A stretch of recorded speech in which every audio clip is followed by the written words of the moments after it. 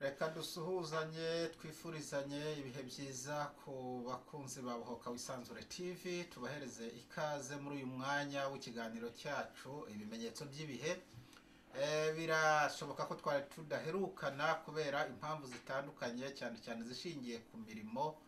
Muri iki gihe cy'akazuba haba hari umwanya muto cyane ku buryo akenshi tubangamirwa no gukora ibiganiro byacu, ariko reka twiyegereze abakunzi bacu, abakunzi ba Buhoka Wisanzure TV, babwire ko ubu tugiye gutaramana cyangwa kugirana ikiganiro mu bimenyetso by'ibihe na Reverend Habyarimana Anaclet ugiye kubaganiriza. Hari amakuru menshi amaze iminsi atambuka mu by'umurimo w'Imana, mu buzima busanzwe, mu mibereho yacu ya buri munsi. Mu by'ukuri kuba ntacyo nigeze nyabatangarizaho suko ntayumvaga cyangwa se suko numvaga hari icyo asobanuye ku bantu b'Imana, ahubwo umwanya niwe wagiye uba ikibazo. Aho muboneye rero ndagira ngo ikiganiro cyacu nkuko twakise ngo ni ibimenyetso by'ibihe, inyito yacyo iravuga ngo kubahuka Imana mu mpande zose z'isi. Ikiganiro cyacu mu bimenyetso by'ibihe, titere yacyo iravuga ngo kubahuka Imana mu mpande zose z'isi. Ni ijambo rero nakuye muri Bibiliya, ryakoreshejwe mu gihe cy'umwami Herode, ubwo yubahukaga Imana agahimbarwa, akavuga amagambo aryoheye amatwi y'abantu. Noneho abantu kubera ubwoba bari bamufitiye no kumutinya, baravuga bati none kugira ngo mu rwego rwo kumwagaza kubera umunabi yiteguraga kugirira ubwoko bw'Imana, baravuga bati rero noneho iri ntabwo ari ijwi ry'umuntu ahubwo ni ijwi ry'Imana. Turaza rero turebere hamwe ingaruka zo kubahuka Imana, nk'uko ikiganiro cyacu twakise ngo kubahuka Imana mu mpande zose z'isi. Aha rero turaza kuganira ku ngingo eshatu zirashingira kuri iyi titere cyangwa se kuri uyu mutwe w'ikiganiro. Ingingo ya mbere turaza kurebera hamwe amarorerwa n'amahano biri kugaragara mu isi, ndetse ugasanga biri kubera n'ahantu abantu mu by'ukuri bikabatungura. Turaza kurebera hamwe ibirori byaranze imyidagaduro iri kubera mu Bufaransa, mu bantu bitabiriye, navuga ngo ni siporo. Mu by'ukuri hashize iminsi, ariko ibirori cyangwa se ayo masiporo cyangwa iyo myidagaduro iracyakomeje. Turaza kurebera hamwe ibyaranze uwo munsi mu gufungura ku mugaragaro ibyo birori. Turaza kubirebera hamwe n'ingingo ya mbere. Turaza kurebera hamwe amahano ndetse n'amarorerwa yabereye muri ibyo birori, neza neza bigaragaza buryo ki abantu bubahutse Imana bagera n'ubwo navuga kuko batakigera rutangira. Turaza kwifashisha rero amafoto yagaragaye muri ibyo birori, apfobya Imana, asuzuguza Imana, atesha Imana agaciro mu rwego rwo kunezeza imitima y'abantu cyangwa se mu kwikururira imbaga y'abantu batizera, ndetse no kurushaho guhutaza nyine abizera. Iyo ni ingingo ya mbere. Turaza kurebera hamwe turebe buryo ki uwo munsi mukuru wakagombye kuba uri umunsi cyangwa se ibyo bihe byakagombye kuba bigaragaza amasiporo, bigaragaza abantu bafite impano zirusha iz'abandi, buryo ki mu by'ukuri icyitaweho cyane ari ugupfobya Imana no kubahuka Imana. Iyo ngingo turaza kuyirebera hamwe, ndetse iraza kuba iya mbere irabimburira iki kiganiro cyacu cyitwa kubahuka Imana mu mpande zose z'isi. Mwibuke kuko tukiri mu bihe ibimenyetso by'ibihe. Ingingo ya kabiri rero turaza kurebera hamwe ubwicanyi n'iterabwoba, cyangwa se turaza kurebera intambara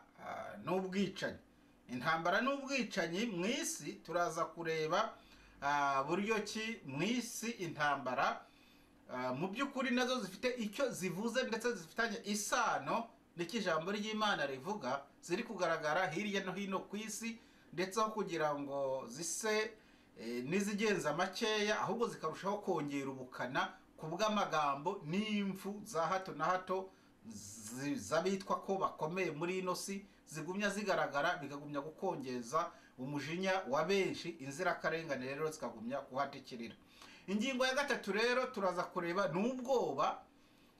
Ubwoba mu bakristo batagishobora guhagarara bwuma ngo bahagarare ku ijambo ry'Imana mu gihe babona mu mpande z'isi umurimo w'Imana urimo urahutazwa. Turaza kurebera hamwe mbese ubu bwoba ninde muntu uzabumara abakirisitu, ko abakagombye kubamara ubwoba aribo bamaze kugotwa n'ubwoba. Ese tuzabona umuntu uzahagarara bwuma nka Daniyeli agahagarara imbere y'amaso ya Nebukadinezari akamubwira muti rero mwami nyaguhora ku ngoma, naho rwose izi ntare zawe zaturya, naho watwica, naho twabura ubuzima, ntabwo tushobora kubararira ikigirwamana cyawe. Izo rero ni zimwe n'ingingo eshatu nateguye ngira ngo tuganireho kuri uno mugoroba, rwose mbanza kubiseguraho ku bantu bose bahora babaza batese byagenze bite pasiteri ko atakigezaho ibiganiro.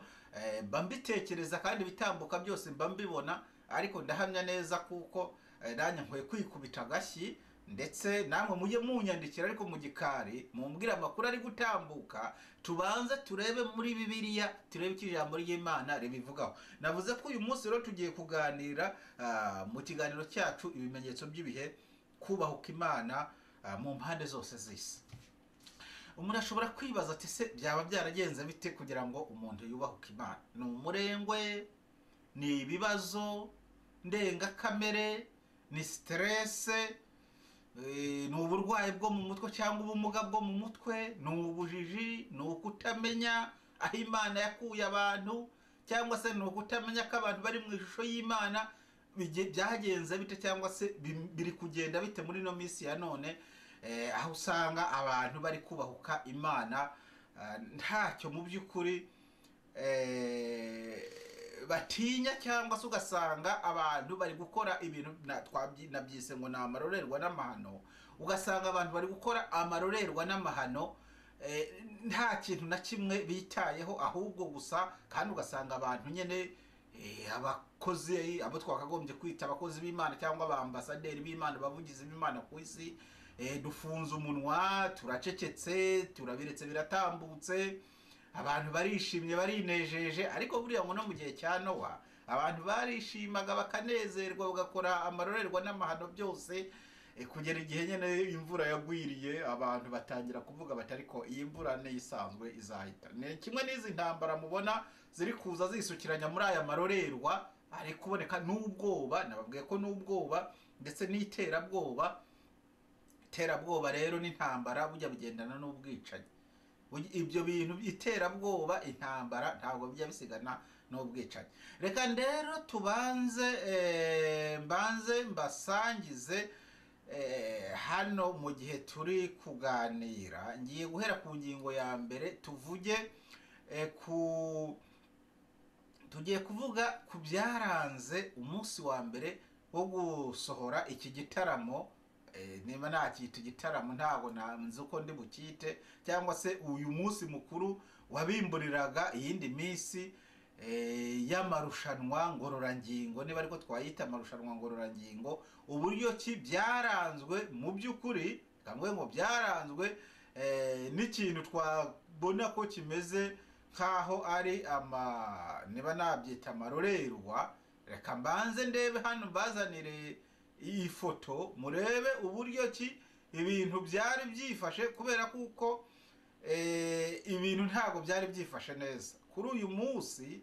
Ntabwo ibintu byari byifashe neza. Ndagira ngo namwe mwihere ijisho murebe uko ibintu byari bimeze ahangaha, kuko ahangaha mbivuze mutari kubireba ntabwo mu by'ukuri mwabasha kubisobanukirwa. Iyi foto rero yafashwe muri ibyo birori, kandi abo bantu bari barimo gukina, umwe ari Yesu izindi ari intumwa ziwe.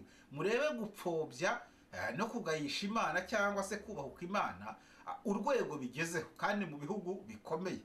Ahangaha iyi ni ifoto ngira ngo murayireba, murayitegereza. Ahangaha hari umuntu mu by'ukuri umeze nk'uwambaye ubusa.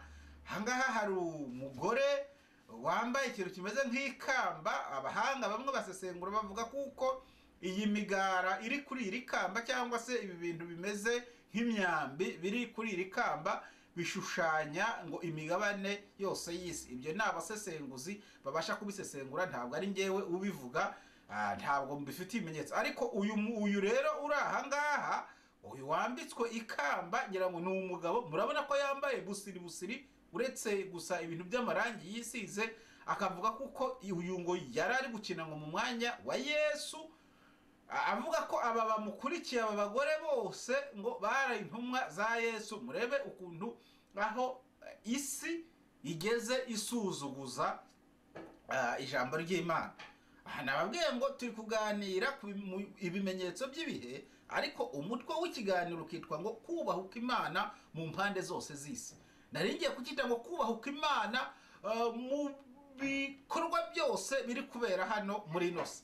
Ni gute umuntu wambaye butsiriri, wambaye ubusa bigaragara, avuga kuko ariyo myifatire ya Yesu yagaragazaga, cyangwa se ikintu cyo gushaka mu by'ukuri gupfobya, gusuzugura, kugayisha umwana w'Imana Kristo wabambwe ku musaraba akaducungura. Murabona yambaye n'ikintu cy'ikamba cy'amabara menshi utamenya. Uyu mugore munini rero witwaye nka rusofero, kuko mu by'ukuri ibikorwa byabereye aha ngaha uwavuga kuko ari ibikorwa by'umwijima ntabwo yaba akabije. Hano kuri Bohoka Wisanzure ibintu tubivuga uko biri. Murabona hano hari abantu utamenya bambaye ubusa rwose, badatewe isoni n'ahantu bari, bavuga kuko ibi ari ibirori. Nkuko mubona ngo ni Controversial Olympics Opening Ceremony, ni ibirori bigaragaza umunsi bafunguraga ayo mashampiyona y'imikino ngororamubiri cyangwa se ngororangingo. Ibi mureba amarorerwa yabereyemo, ariko icyabayeho muri ibi birori nta gusenga kwari kurimo, nta kuririmba kwari kurimo indirimbo z'Imana.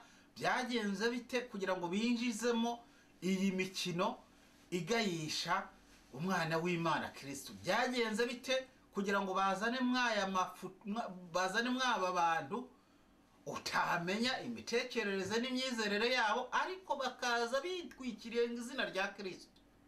Iki ubwacyo ntaho gitandukanye na hajya Herode. Bamurebye bakavuga bati rero Herode ubwo yabaye nabi ashaka kwahuka mu bwoko bw'Imana akaba agiye kuburimbura. Mu mwanya ndaza gusoma ijambo ry'Imana hariya mu Byakozwe n'Intumwa ibice 13 murongo ngira ngo nugera ku murongo wa 20. Turaza kurebera hamwe uburyo ki abizera bakimara kubona kuko Herode yakajije umurego wo kubica no kubarimbura, basabye abantu bamusasira ko mu by'ukuri yategura ibirori byo kumuhimbaza, noneho akaba yacururuka agashira uburakari. Reka turebe rero nk'ibi ngibi byabereye mu mikino, ntago ari inserukiramuco, ni imikino ngororamubiri. Hariya bahakinira imikino itandukanye, abantu bafite impano zitandukanye mu buryo bw'imikino Imana yabahaye. Abiruka bariruka, batera imihunda bagatera imihunda, aboga bakoga. Byagenze bite kugira ngo bazanemo ibi bintu niba twabyita ibigirwamana, niba twabyita gushaka gupfobya ijambo ry'Imana, niba twabyita gushaka gupfobya abakirisitu, niba twabyita kwamamaza ubusambanyi bwo ku rundi rwego. Ariko mbega ni nko muri cya gihe cya Loti, ubwo abagabo b'ibigoryi bamugendereraga baryamanaga n'abandi bagabo. Muri icyo gihe niko Bibiliya ivuga. Rero taravuga bati rero ubwo ibintu bimeze bitya, ati hano kugira ngo mufate abandi bagabo, mfite abakobwa banjye nimubafate. Ariko ibi byo ngira ngo biri ku rundi rwego, birenze no mwakiriya gihe cya Loti. Aha ngaha ndi kubivugaho kubera kuko ntabwo ari ibintu bisanzwe. Iyo biza gukinwa mu bundi buryo bw'imico itandukanye ibera kuri ino si, njyewe hano kuri Bohoka Wisanzure ntabwo mba ndi kubizana. Aya mafoto uko muyabona ntabwo mba ndi kuyazana. Harimo abantu mu by'ukuri n'ukuntu bambaye ubwabyo, nubwo hano mu Burayi nyine ngo abantu bambara uko bashaka, ariko nabyo njya mbyibaza. Ariko nk'uyu mugabo we, Imana ubwayo Adamu na Eva bakimara kubahuka itegeko ry'Imana bakajya ku giti Imana yababujije, imana ubwayo niyo yavuze bati rero aba bantu ubwo bambaye ubusa bakihishahisha, yishe inyamaswa ishaka uruhu irarubamba neza irubakoreramo imyenda irabambika. Ariko ntibyari bisanzwe kuri ino si. Nanone ikindi kintu nge nabonyemo, ubundi abantu b'igitsina gore nibo basaga n'abayambika ubusa, ukabona rimwe na rimwe bavuga kuko hari abambara ubusa bari kureshya abasore cyangwa abagabo. Ariko kubona umugabo wambaye ubusa, ariko ikibazo gikomeza ukwambara ubusa. Ikibazo gikomeye ni ukwambara ubusa avuga ko ari Kristo, ariko yari ameze imbere ye intumwa ziwe. Noneho muri izo ntumwa za Kristo hakagaragara mwaba bagore bose, kandi tuzi neza ko mu mazina 12 yaranze intumwa za Kristo ahubwo nta n'umugore wari urimo. Mwumve uko gupfobya bakunzi buru rubuga tuganiriraho ijambo ry'Imana, mwumve iryo pfobya aha muri aba bagore bose bakikije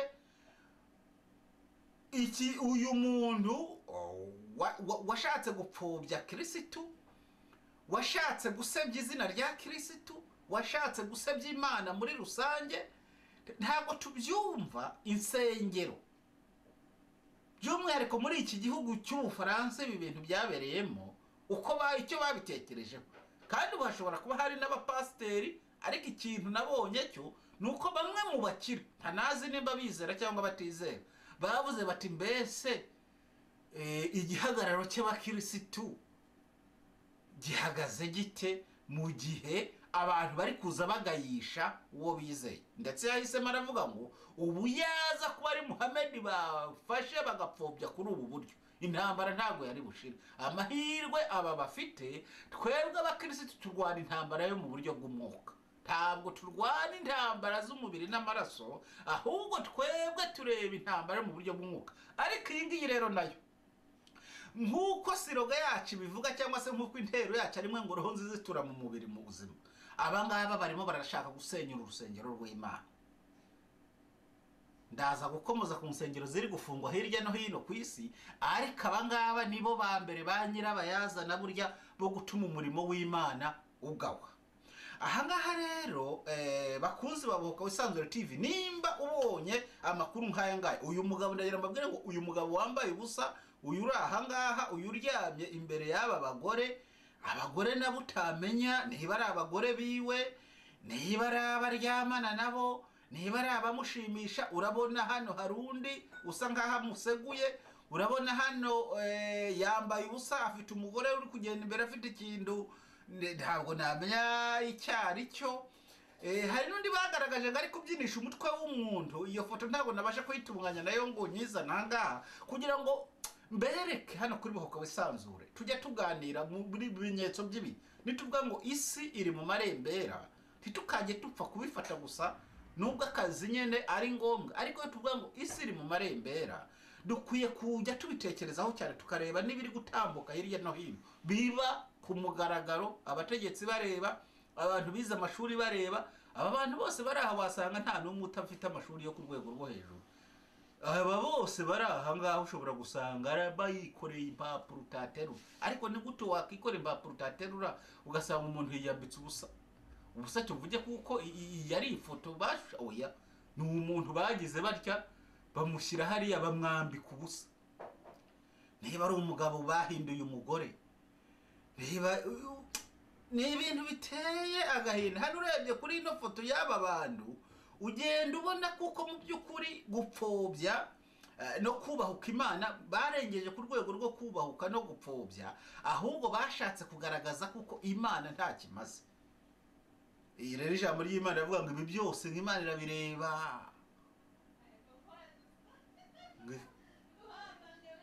ikabyihorera, abantu bakagira ngo Imana ihwanya nabyo. Ariko izabibereka, izabishyira ku mugaragaro, kandi izabahereza igisubizo gikwiranye n'ibyo bakora. Ahangaha rero bakunzi ba Bohoka Wisanzure TV, nk'uko nabwiye ngo iyi ni ingingo ya mbere igaragaza amahano n'amarorerwa ari kubera mu by'Imana. Abangaba yo bakora ibi ngibi mu mico yabo itandukanye, bashaka kwishimisha ariko batazanye mu izina rya Kristo. batazanye mu izina rya Seviya ntacyo byakagombye kuba biteye. Reka rero mbagezeho indi foto igaragaza ingingo ya kabiri. Ingingo ntabwo nyitindaho, ndayirekera aha ngaha, ariko ndagira ngo mbabwire ngo abangaba nabajya biyambika ubusa biyita abakirisitu bibabera isomo, bamenye ngo burya uyu mwambaro wo kwambara ubusa Satani yamaze kuwigarurira. Yemwe mwebwe mwambara ubusa muri abakirisitu, murabona ko n'abashaka gupfobya Imana no kugayisha Imana bose bambara ubusa, bakisiga ibintu bitandukanye, bakambara ibintu bitandukanye. Naberetse uyu mugore bavuga kuko nyene Satani yashinze ibirindiro mu migabane yose y'isi. Niyo mpamvu rero mbabwira ngo bakunzi ba Kristo, bakunze b'ijambo ry'Imana, mube maso niyo mwambara. Murabona aba bantu bose ko bambaye imyenda idasanzwe utapfa kubona, kandi aba bose umumaro wabo icyari cyabatwaye hariya si ukugira ngo bahimbaze uyu munsi mukuru w'amasiporo nk'uko babyita cyangwa w'imyitozo ngororamubiri, ahubwo kwari kugira ngo basuzuguze Imana mu buryo bwose. Ibi rero byose bijye bitubera isomo, iyi myifatire ijye itubera abandi isomo, imyambarire, imyitwarire, ibi byose biragaragara kuko ari ikimenyetso kibihe kandi kitazibagirana kandi kigomba gusigara mu mitwe y'abantu benshi. Reka rero nze hano mbereke indi ahangaha. Iyi ngiyi mu by'ukuri ingingo ya mbere reka nyigarukiriza ahangaha, ni ibyatambutse ariko byabaye ku bakunzi ba Buhuka Wisanzure. Mwaba wenda mutarabashije kubikurikirana, mukaba muri gukurikirana yandi marorerwa mubona, ariko nagira ngo mbabwire ngo amarorerwa agenda aza ari menshi. Ahangaha rero reka nze mbereke indi foto. Murayibona nk'iyi ngiyi, ngira ngo nayo murayitegereza.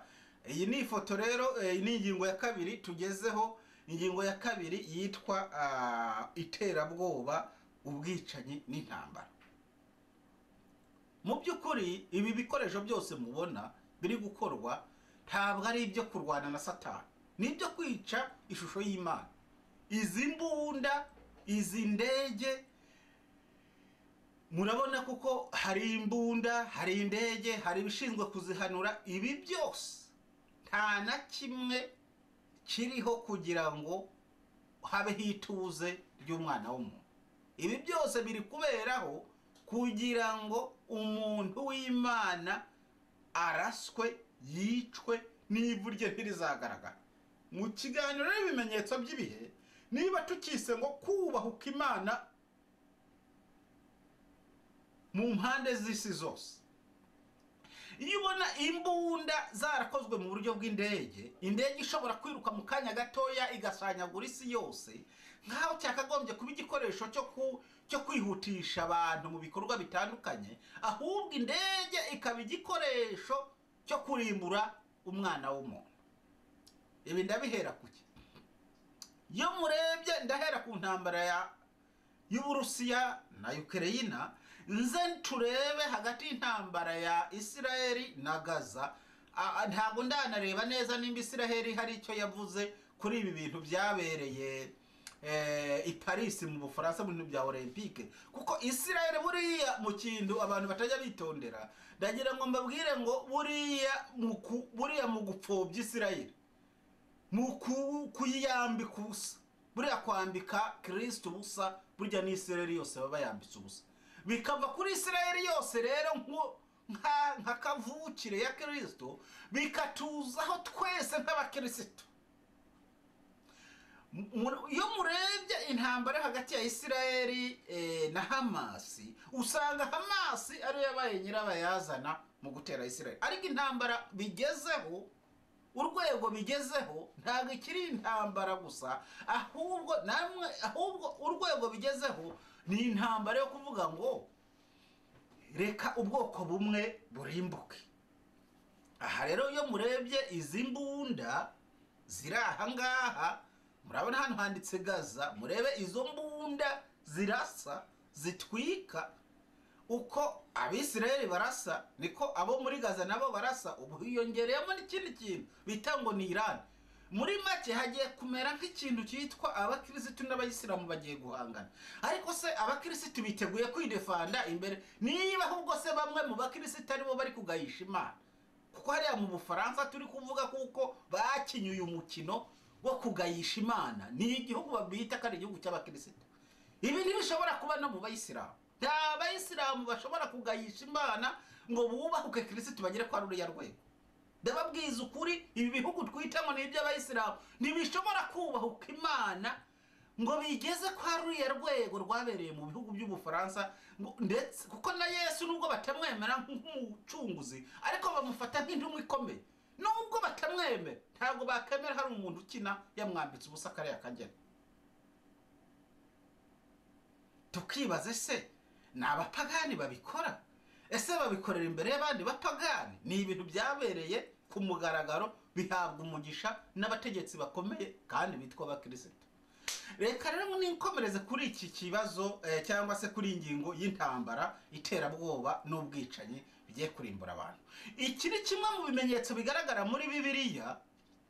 Ijambo ry'Imana riravuga ngo ishyanga rizatera irindi kandi ubwami buzatera ubundi. Nimubona intambara muri Afurika ziri kuvuza ubuha, murebe hariya muri Kongo Kinshasa, murebe iyo muri za Mali, murebe muri za Nigeria imyigaragambyo, murebe muri za Kenya imyigaragambyo, murebe mu Uganda imyigaragambyo gaturutumba. Ibi byose ni ibigaragaza kuko Satani irimwe ritoza uburyo izasandaza itorero ry'Imana. Abantu rero babizera muhagarare bwumva. Ingingo ya gatatu rero ari nayo ngiye gusorezaho ni ingingo ijyanye n'insengero. Insengero, reka nivuge insengero nkaho ziri gufungwa, ariko tukibaza se insengero zakagombye kuba yamazu gusa cyangwa ahubwo zakagombye kuba imitima y'abantu, umubiri w'abantu. Insengero, reka tuze ku nsengero turebe. Insengero ziri gufungwa kubera ko ari byo zitujuje. Ngewe ndeba hano ku nsengero za hano mu Burayi zose zubatse kimwe. Ubundi ahubwo ngewe mvuga ko insengero zitakagombye gufungwa, ahubwo hakagombye kujyaho igishushanyo mbonera buri rusenge, insengero zose zikaba uniform. Hano mu Burayi njya mbona ari abagatulika, ari abapantekote, ari abaki, insengero zaho zose ni uniform. Hano muri kubabona insengero ebyiri, ariko ndi kubabwira ngo insengero zose zikora kimwe. Ibi ngibi ndi kubibabwira kuko impamvu insengero zifungwa bakavuga ngo hamwe ngo zifite ibyangombwa, hano ntabwo zifite ibyangombwa. Ikibazo ni ukwibaza se bashyizeho igishushanyo mbonera buri rusengero rwakagombye kuba rufite, cyangwa ari umupasiteri ahubwo aricara akavuga ngo ndubaka urusengero? Uretse ko hano mu Burayi ko nanabibonyeho n'inzu abantu batuyemo zubatse kimwe. Ibyo rero bikagabanya amakimbirane ayo ariyo yose n'aya mategeko bavuga bikayagabanya, kuko Yesu niwe wavuze ati ariko inzu yanjye bayihinduye inzu z'abambuzi n'abajura. Amaze kureba ibibera mu rusengero yasanze ari isega ry'abajura. Rero ngiye nkavuga ngo mu mifungire y'insengero no mu mifungukire y'insengero, ngiye ikibazo si ukuzifunga cyangwa kuzifungura, ahubwo ikibazo ni ukumenya ngo amategeko ateganya iki ku bishushanyo mbonera by'urusengero. Apana kuvuga ngo bashyiremo nibashushanye urusengero barushyire hariya, bavuge bati umuntu ushaka kubaka urusengero, tuwarete zigomba kuba zimeze zitya, tuwarete urusengero rurimo abantu bangana batya zigomba kuba zingana zitya, utabishoboye nabireke. Impamvu mubona umuntu agenda no mu rugo rw'akashyira urusengero akajya yirwa yambura abantu, nk'aho abantu bagatekereje kubaka za fabrics, inganda. Yewe nk'umupasiteri ntabwo nshyigikira ko abantu bahora batekereza bubaka insengero aho kugira ngo batekereze barebereho nziza ko igomba gutura mu mubiri muzima. Ngiye nshobora gutandukana n'abandi bapasiteri bumva ko bubikiwe imbehe cyangwa se bumva ko politiki imeze nabi, ariko ngiye nshyigikira ikintu kimwe: gufunga insengero ariko hashyirweho umuyoboro w'insengero ko zakagombye kuba zimeze. ntibyitwa ngo ni Pentecote, ntibyitwe Gatolika. Buri rusengero ngo ni uniform y'urusengero niyi, itorero ridashoboye kurwubaka nirigende rifatanya n'irindi. Niyo myizerere ya hato na hato idafashe, iyo ngiyi izagera gute? Izahagarara. Kandi insengero zose leta ishyiraho ishuri ryo kwigisha abapasiteri. Impamvu mubona abajura babaye benshi mu by'isengero nuko leta yiyicare. Hano mu Burayi ngendi, hano muri Denmark hari ishuri rimwe ryigisha abapasiteri rya leta, utariciyemo ntushobora kuba pasiteri. Byananijwe iki muri Afurika ko bashyiraho amashuri y'abaganga, bagashyiraho kandi ko babona abanyafurika benshi basigaye birukira mu by'insengero, ariko nabwo atari ukubera gushaka Imana, ahubwo kubera gushaka iby'ubuntu. Burya abantu nyafurika benshi bayirukira mu nsengero atari ugushaka Imana, ahubwo kugira ngo babone ibintu batavunitse, kandi ahubwo bagerayo n'utwo bari bafite tukagenda. Iby'urusengero rero ngewe ndashaka kubisoza mvuga ngo leta nishyireho hirya no hino cyane cyane muri Afurika, nko mu Rwanda numva ngo ziri gufungwa ishuri ryigisha abapasiteri rizwi na leta, umupasiteri utariciyemo. Niko bimeze hano mu Burayi. Reka nsoreze rero ariko ku ijambo ry'Imana nababwiye turasoma hano mu byakozwe n'intumwa, ibice byaho ni 12, ngira ngo nabuze 13, ariko ngira ngo dusome ibice 12 byakozwe n'intumwa, ibice 12 umurongo wa 20, ahavugwa urupfu rwa Herode. Herode buriya n'umwe washatse kwica Yesu. Mwumve rero urwo yapfuye, yemwe rubara abari bahari. Ariko Bibiliya igira iki bivugaho? Bereke ko rero ibyishyira hejuru byose bizacishwa bugufi, nubwo abantu barushijeho kugayisha Imana no gupfobya Imana, Imana izihereza icyubahiro. Reka rero mu by'ukuri tuganire kuri iri jambo ry'Imana nsoza. Murabona ko mu by'ukuri nagerageje gukora uko nshoboye kose, ariko reka dusoze tureba iki jambo ry'Imana rivuga ikirongo. Bukeye Herode ibyakozwe n'intumwa 12 umurongo wa 20 tugeze kuri 24, umutwe w'amagambo uravuga ngo urupfu rwa Herode. Niko umutwe w'amagambo uravuga ngo urupfu rwa Herode. Bukeye Herode arakarira ab'i Tiro n'i Sidoni, ariko bahuza inama baramusanga, bahongera Blasito umutware w'abashashi b'umwami, basaba amahoro kuko igihugu cyabo cyahahaga mu cy'umwami Herode. Nuko ku munsi wategetswe, Herode yambara imyenda y'ubugabe, yicara ku ntebe y'ubwami, arabaganirira. Abantu barasakuza bati, yemwe noneho ijwi ry'Imana, ni ijwi ry'Imana si iry'umuntu. Ariko muri ako kanya marayika w'umwami Imana aramukumbanya, kuko adahaye Imana icyubahiro, ahera ko agwa inyo, umwuka urahera. Ariko ijambo ry'Imana riragwira riramamara. Ahangaha rero mu by'ukuri ngendagira musoreze kuri iri jambo rivuga ngo umuntu wese uzapfobya izina ry'Imana, umuntu wese uzubahuka izina ry'Imana, azagira ngo abantu bari kumuhimbaza, bari kumukunda, ariko icyo azibonera nicyo kuvuga ngo marayika w'umwami Imana azamukumbanyiriza mu maso y'abari kumuhimbaza, ahasigaye ibyo yatekerezaga kuko ari umunezero bimubera agahinda. Nahangaha rero nsoreje ikiganiro ibimenyetso by'ibihe. Nizere neza kuko abazakigiraho ikibazo muzanyandikira, ariko nkabibutsa kuko mu by'ukuri ingingo twaganireho ni ingingo 3: ni amarorerwa n'amahano ari gukorwa mu byitirirwa izina ry'Imana, biza nyene ari ibishaka kubahuka Imana no kuyipfobya. Hakaba hari izi ntambara z'urudaca zituruka, izi ntambara zose zituruka ku kuba abantu batakibona nk'ishusho y'Imana, ahubwo basigaye bifata nk'ibyaremwe bishya baremwe ku bwabo. Icya gatatu ni insengero zamaze guhinduka inzu z'abambuzi. Hakwiye gushyirwaho amategeko agaragara n'ibishushanyo bigaragara kuri buri rusengero rwose, atari ukuvuga ngo rufite ibyo juje. Oya, insengero zose zikaba uniforme no kwizera, ndetse kukaba uniformo, hakagishyirwaho n'amashuri yo kwigisha abapasiteri kugira ngo abajura n'abambuzi babashe mu by'ukuri kwamagirirwa batarakora amarorerwa. Imana igomeze twongerera ubwenge n'ibitekerezo. Niko nsaba namwe mbasabira mugire umugoroba mwiza. Ni Rev Habyarimana Kreti mwari muri kumwe, naho ubutaha ibiganiro byacu birakomeza.